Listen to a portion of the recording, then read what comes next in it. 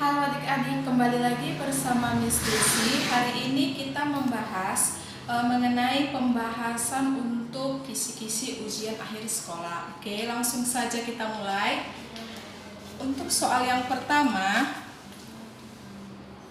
sebutkan tingkat organisasi kehidupan. Organisasi kehidupan mulai dari yang terendah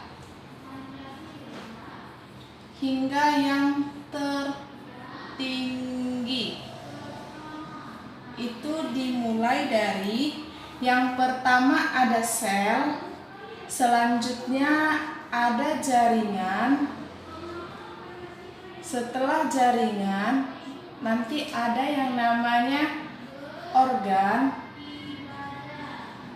setelah organ ada sistem organ, setelah sistem organ nanti ada dia organisme atau individu,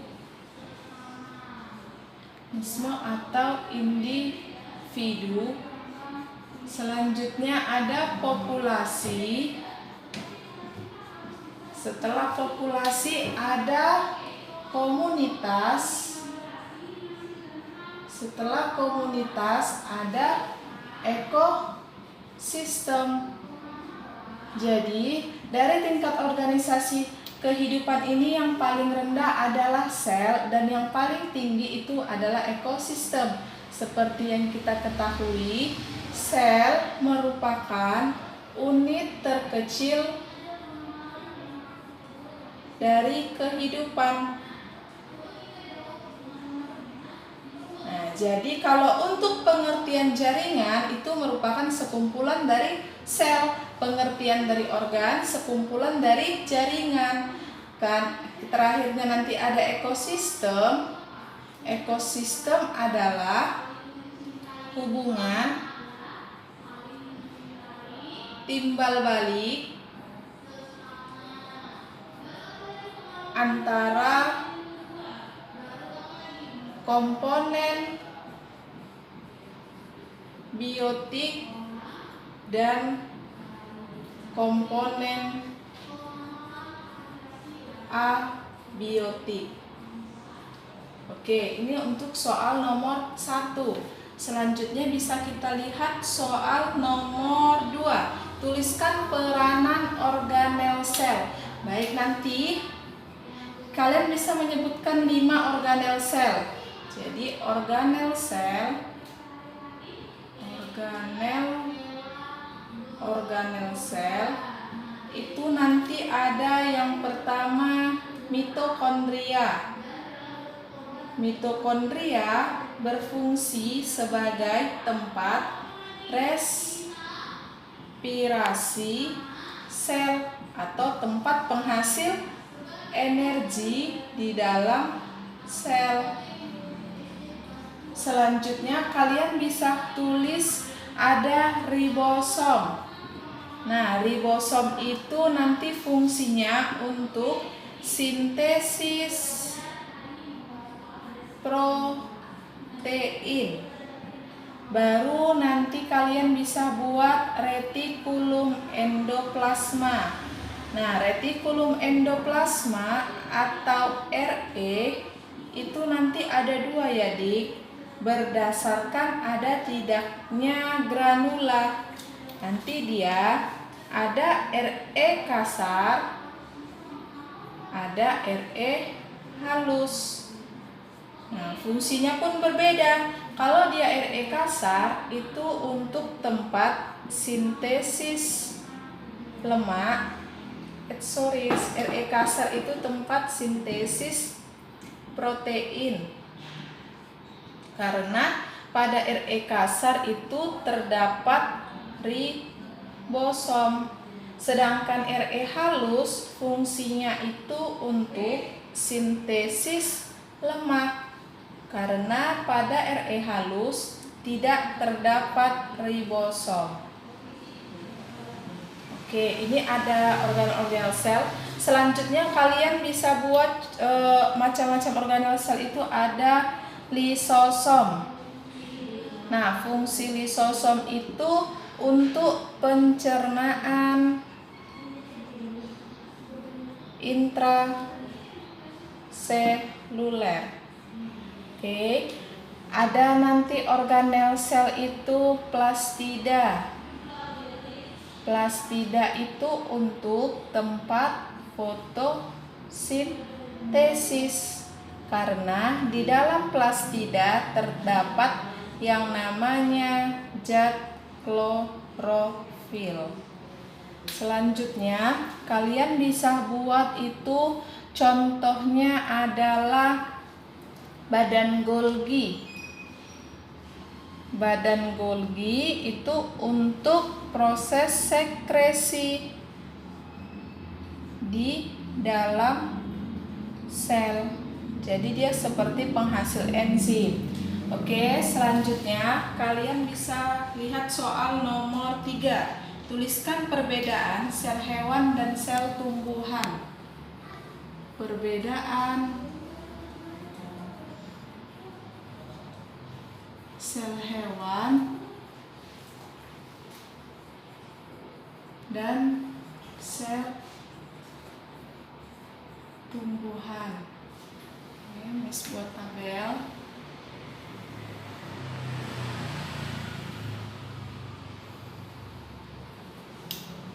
Di sini kita buat tempat sel hewan.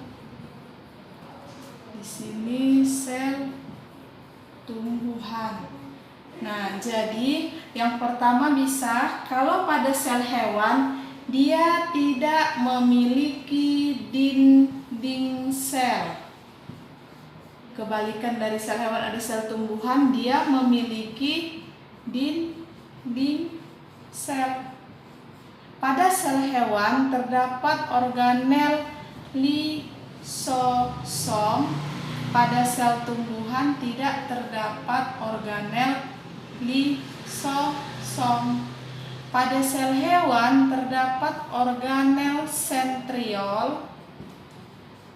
Pada sel tumbuhan tidak terdapat organel sentriol.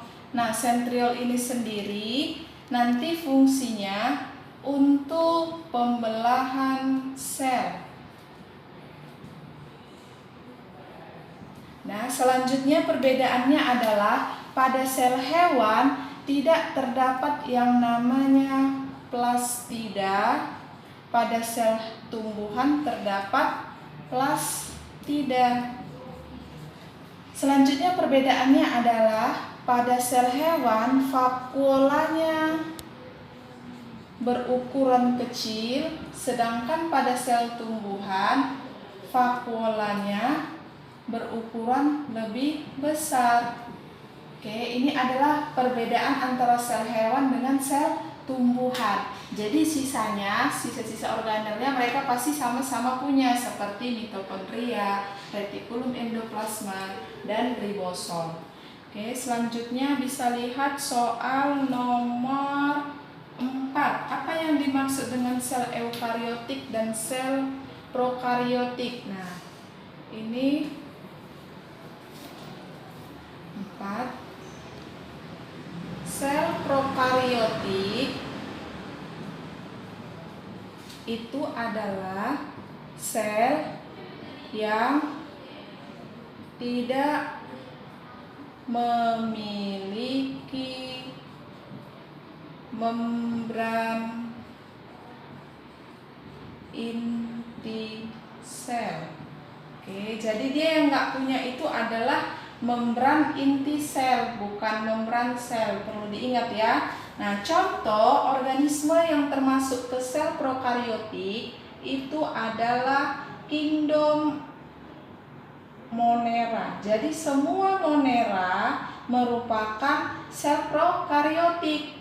Jadi dari 5 sistem kingdom Monera lah yang menempati sel prokariotik. Yang kedua itu ada sel eukariotik. Nah, kalau sel eukariotik itu adalah sel yang memiliki membran inti sel. Nah, jadi kalau untuk contoh dari sel eukariotik itu bisa kita buat mulai setelah kingdom Monera ada protista, ada fungi, ada plantae dari kingdom tumbuhan, dan ada animalia.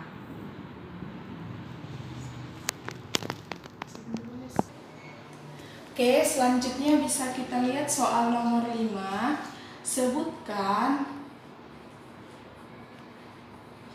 sistem organ yang kamu ketahui.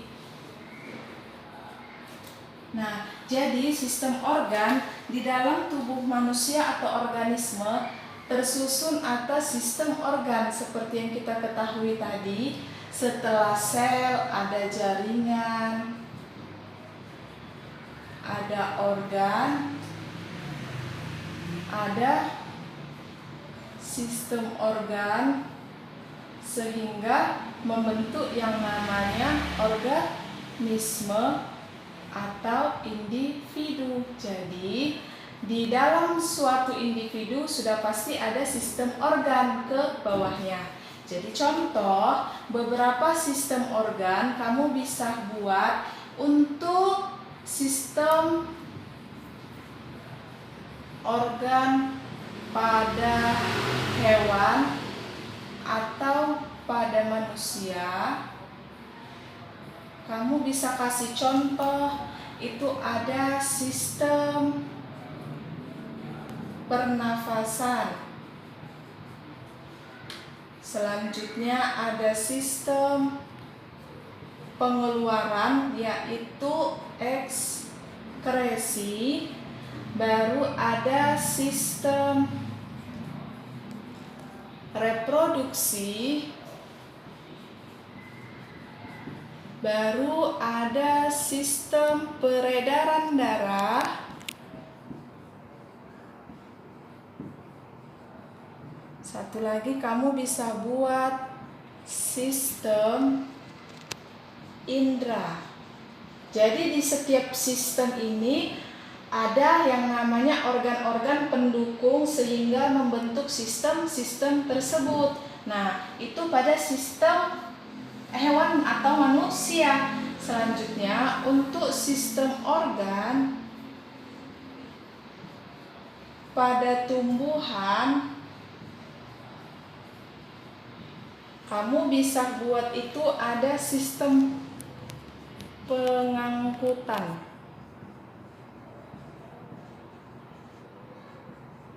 Itu nanti ada silen dan floem. Baru ada sistem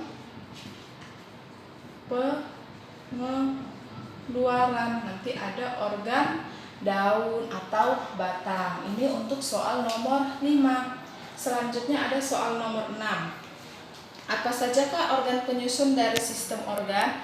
Nah, di nomor 6, organ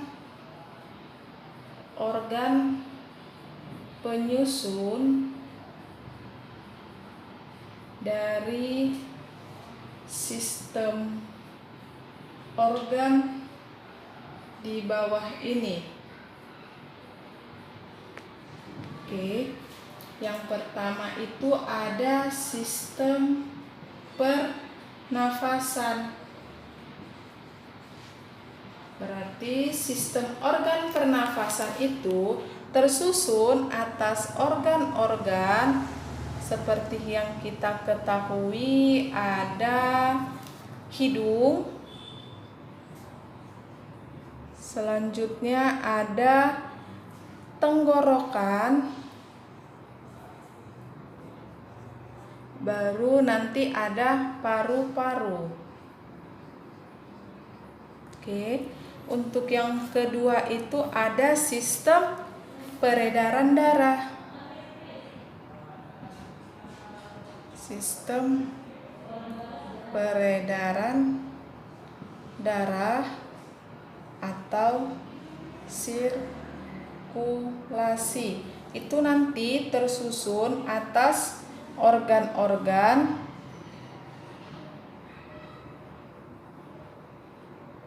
ada pembuluh darah dan jantung.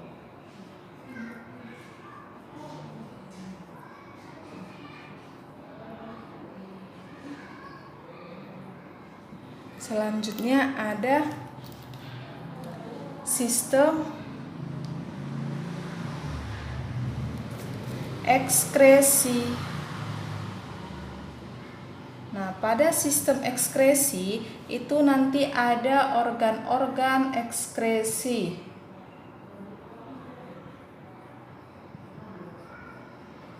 Organ-organ ekskresi tersusun atau terdiri dari kulit, ginjal,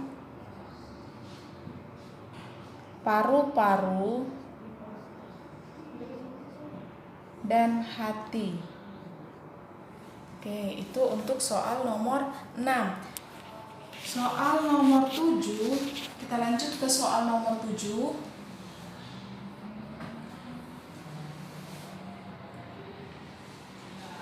Nah, soal nomor 7 itu nanti apa yang kamu ketahui mengenai A. Populasi, B. Komunitas, C. Ekosistem. Nah, populasi itu pengertiannya adalah sekumpulan individu yang sejenis. Perlu diingat tadi, populasi itu adalah sekumpulan individu yang sejenis. Nah, contoh dari populasi kalian bisa buat misalnya populasi padi. Berarti ada sekumpulan padi, atau populasi semut. Nah, selanjutnya ada komunitas. Nah, komunitas itu adalah sekumpulan populasi yang berbeda jenis. Oke, nah jadi contohnya bisa kamu buat. Dalam komunitas sawah itu nanti pasti terdiri atas populasi padi, baru ada populasi keong, dan juga bisa jadi di dalam tersebut ada populasi ikan. Nah, selanjutnya ke ekosistem. Nah, ekosistem sudah sering kita pelajari adalah hubungan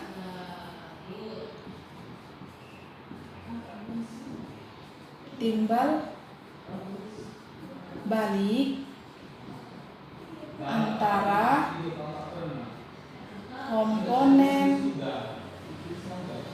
biotik dan komponen abiotik. Nah, itu nanti contohnya kalian bisa buat ekosistem gurun, baru ekosistem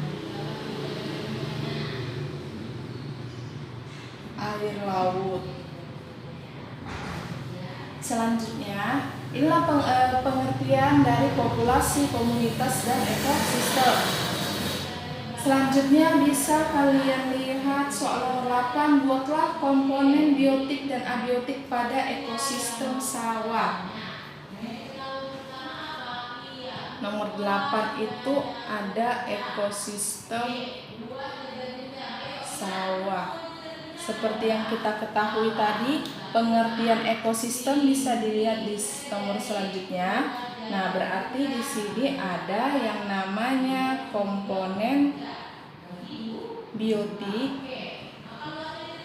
dan komponen abiotik.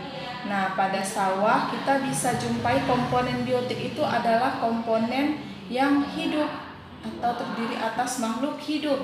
Nah, jadi komponen di biotiknya pada sawah kita bisa lihat padi, keong, atau bisa ada ikan di situ, atau ketika ada kupu-kupu yang lagi terbang dan capung.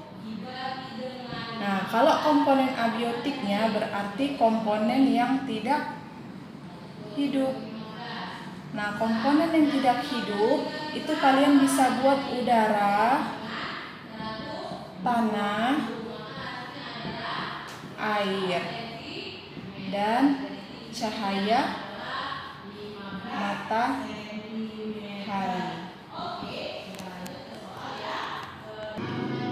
Oke, selanjutnya kita bisa lihat soal nomor 9. Itu adalah klasifikasi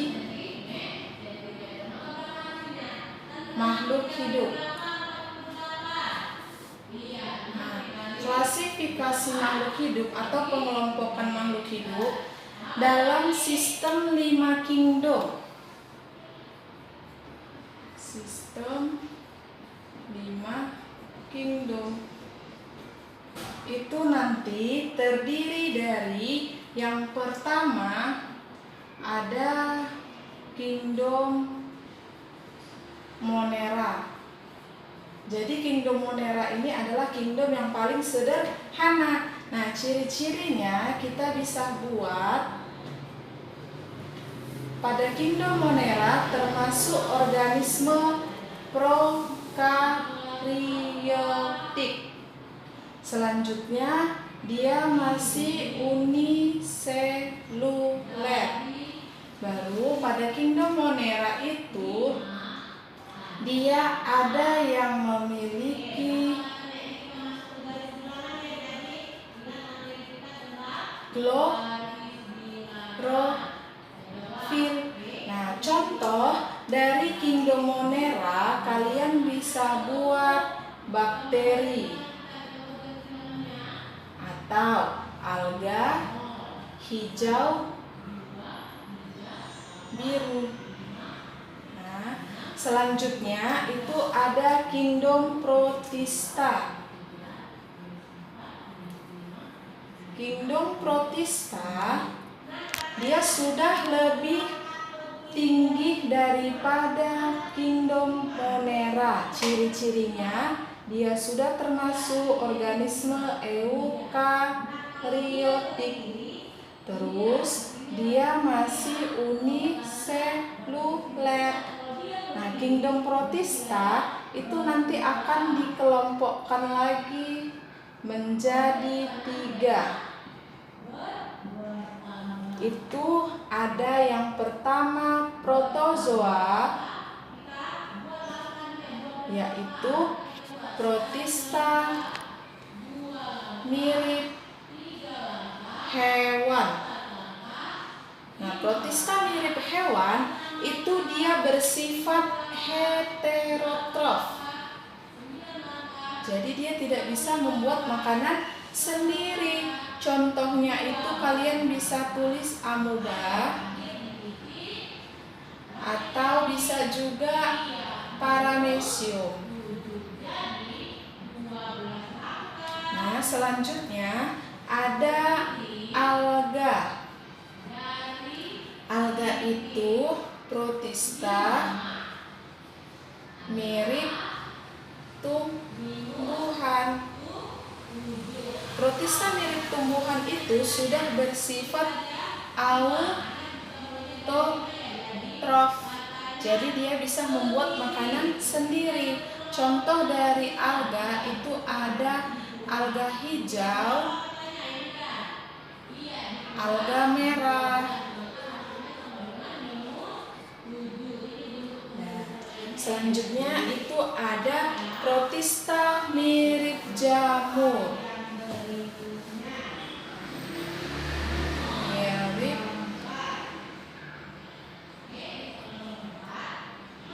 jamur. Nah, protista mirip jamur ini pun masih bersifat heterotrof. Contoh dari protista mirip jamur adalah Oomycota. Oke, ini dia masih ke kingdom protista. Selanjutnya kingdom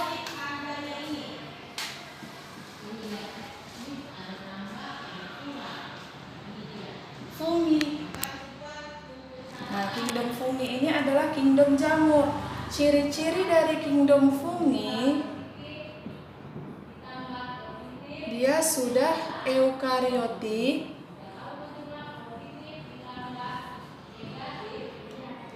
ada yang uniseluler, ada yang multiseluler. Nah, contoh dari fungi kalian bisa buat itu jamur kuping atau juga jamur merang. Nah, selanjutnya ada kingdom plantae. Nah, kingdom plantae ciri-cirinya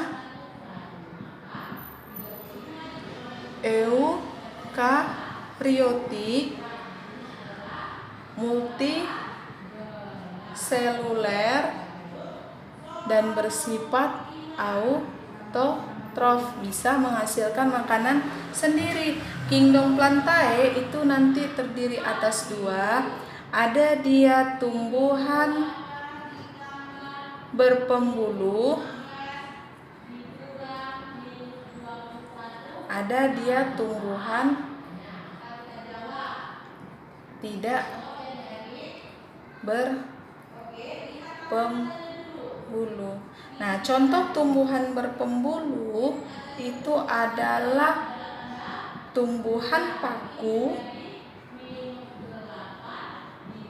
dan tumbuhan berbiji. Untuk contoh tumbuhan tidak berpembuluh adalah tumbuhan lumut. Oke, selanjutnya adalah kingdom Animalia. Kingdom Animalia ciri-cirinya eukariotik, multiseluler, dan juga heterotrof. Contohnya kalian bisa buat itu ubur-ubur dari animalia yang invertebrata, yang tidak memiliki tulang belakang. Untuk yang vertebrata kalian bisa buat contoh singa yang memiliki tulang belakang. Oke, itu adalah klasifikasi makhluk hidup sistem 5 kingdom. 10 kita bisa lihat itu soalnya syarat penulisan tata nama ganda atau binomial nomenklatur.